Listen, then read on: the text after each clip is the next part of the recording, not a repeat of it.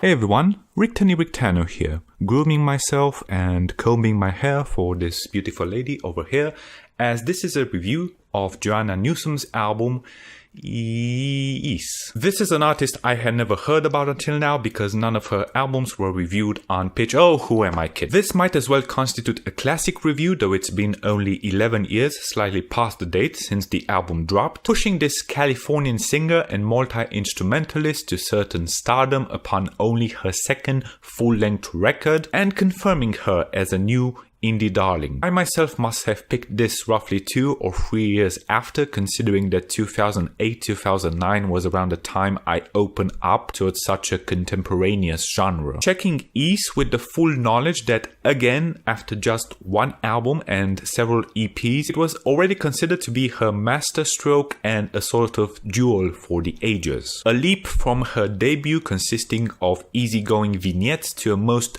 wondrous form of bravely long-winded and exuberantly poetic ballads, glissading through indie, folk, acoustic and orchestral in the mix, if not with the semblance of being more than that as well. I mean, I kid you not, this was suggested back in the day for inclusion on prog archives where new additions to their catalog usually have to go through such a process. So to my surprise, it was not simply due to the length of the songs, 9 to 16 minute epics with the 7-minute closer counting almost as the exception, but due to Newsom playing the harp. Even so, the prog guardians were swift to decree that is in fact, not prog. Or were they? I don't know, I think the debate proved slightly murkier than that. Anyway, I would have to agree that is Newsom's go-to creation, whether revisited in retrospect or it being the album with which to initiate yourself regardless of the impact. Sure, some might say you should work your way in the usual fashion, meaning from her debut to this sophomore, yet I have my small doubts that it would work ideally. Because Is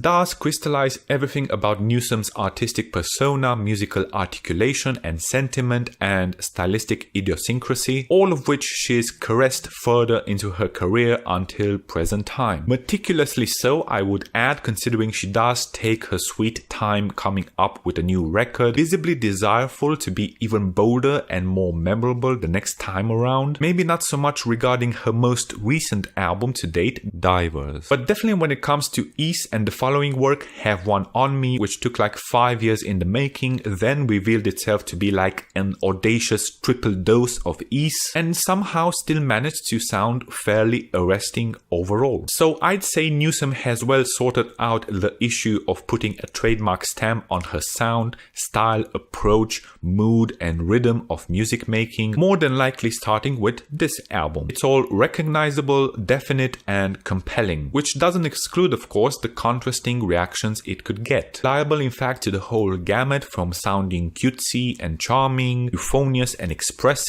to prolix or pretentious. As for me, well, hipsters may rejoice and those awaiting a tongue lash may unsubscribe, since I like this album very much, always did and still do. I think the thing I appreciate the most is her musicianship down to the vocal instrumental symbiosis in her own performance, especially with such an overflow of verses and arpeggios. And I realize it's a pretty weird thing to praise, since it's no different than any other singer-songwriter mastering flow and notes on a guitar or at the keys. Yet there's something to Newsom's wordsmithery and Orphean flourishes that's so elegant and focused. Or she simply has a way of charming me, which is equally possible. Otherwise, even I couldn't deny that much of this album invites a heavy dose of acquired taste. Joanna's vocals are the ones that should require negotiating the most under any circumstance, given how heavily doused in accent and quirkiness they are, almost making you think she's sketching out a particular character when in fact it is just her half methodic, half hipsterish personalization, with a swirling amount of warbly, chirpy, mousy or fancy inflections, swooning along with the words sometimes by sheer impulse, cracking now and then a high pitch the same way the finger would scrub a harp string in its trail. And yet at no point did I ever think of this as anything but a peculiar display of musicality. And it's not as if her mannerisms don't also reveal typical emotional expressions with audible cues when she's either playful, heartfelt, daydreaming, or impassioned in her singing. Probably the word I read the most but agree with the least would be that she sounds childish, which again I never really thought of while listening to her. Maybe it's slightly more so on her debut, The Milk-Eyed Mender. I should know that to this day, until I wrote this review, I always thought that album's title was The Milk-Eyed Meander, which is pretty funny.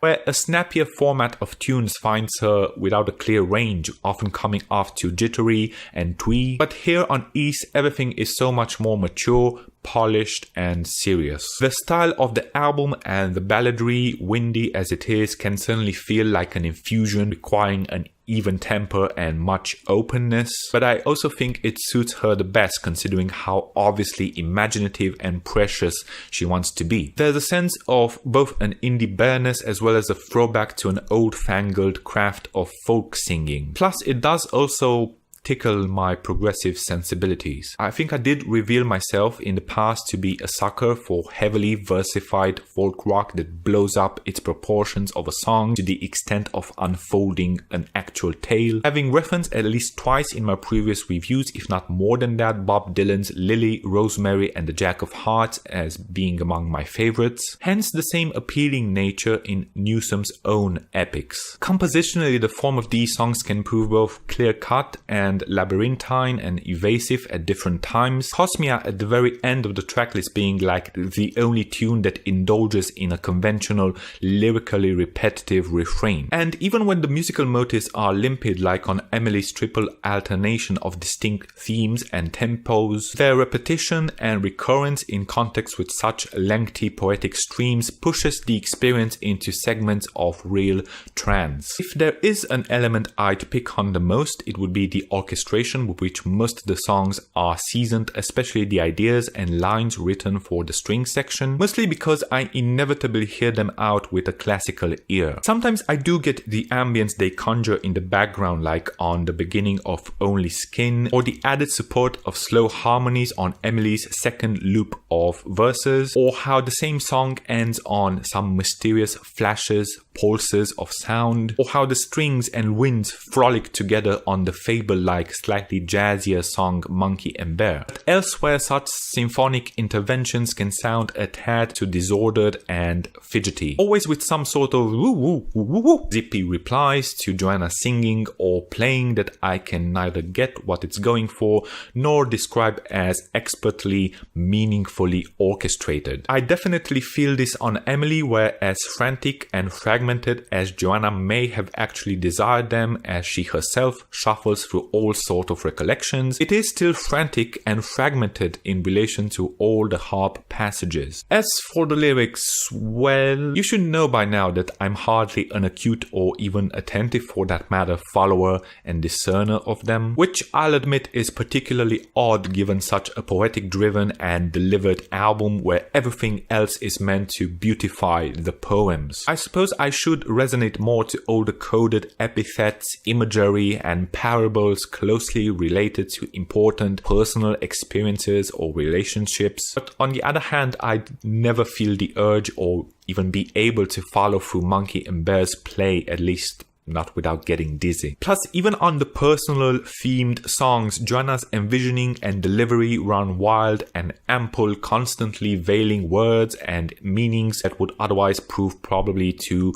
plain spoken. So why not be honest and fair in my input if going into the lyrics in my case would be no more than an exercise of transcribing stuff from genius? And should you still find it weird that I'm able to highly regard this album without getting close to its lyrical essence, well then, accept the mystery. The album contains nevertheless such a great amount of effects, ambiences and beautiful performances that register with me beyond the evanescent to my ears storytelling, like how Sawdust and Diamonds is purified of any orchestral or extra instrumental quirks, while at the same time the harp picks up more textures such as the raindrop-like baroque polyphony of quick notes. This withdrawal in instrumentation also leaving Joanna in a spot of intimate, complete confession tension, sounding emotional and natural during the slow fragments, or with a drop of anguish even when the pace is illusorily more upbeat. Sometimes all I'm left with can be like the chorus on Emily about meteorites, meteors, and meteoroids, or the way the line "in the morning" floats twice somewhere else during the same song, or the culmination on Only Skin with Bill Callahan's pale, intruding vocals backing up Joanna's more restless, entranced ones, or just the sound of the word chimchuri. So all in all, is a challenging album from voice to verse to vastness, except if maybe after all hyper-ornamented folk happens to be right up your alley. But it also has the potential to prove a special work on its extravagant as it is indie spectrum, and on a personal level all its major elements happen to click with me, which is perhaps the biggest sentiment I wanted to share here, even though that's about as eloquent as I feel I managed to sum up my thoughts about this album. It's not really the type of album that sticks with me whenever and wherever, but with each return I'm aware of how it sounds, what its values are, and how magical it can seem, drifting above on a cloud of its own, pushing via art into immersion and fantasy from subject matters and feelings that are all too real, which is a credible artistic mission in itself and something to reach out to on the receiving end. And I'm feeling a strong 8 to a light 9 on this transition. That was my review for this week. Have you listened to this album? Did you love it? Did you hate it? What would you rate it? You're the best, you're the best. Hit that dislike if you dislike. And yeah, Rictane Rictano, Joanna Newsom, peace. Goodbye.